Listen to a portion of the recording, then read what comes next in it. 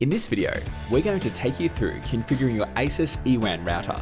The first thing you're going to need is one of these.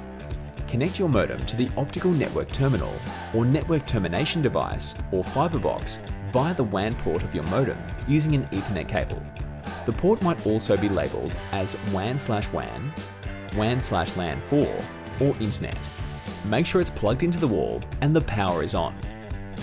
You should see a solid blue light for the power icon. Underneath the modem is the SSID and Wi-Fi password. Use this to locate the Wi-Fi name on your computer and then join the network. When you successfully join the network, it will say "No Internet Secured."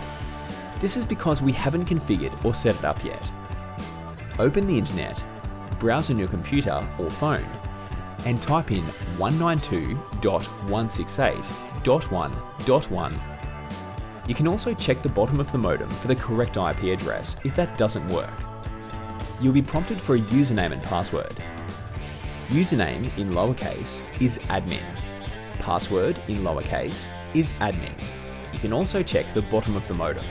In fact, when in doubt, that's the best place to look.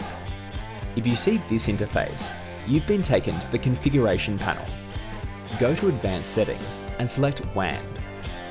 Now, under the Internet Connection tab, set WAN connection type to Dynamic IP or Automatic IP. Do not clone MAC address. Leave VLAN ID unchecked or turn it off if present. And if you come across different settings, best to leave them in default.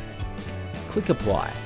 Please test the service once done and enjoy the internet with Exetel.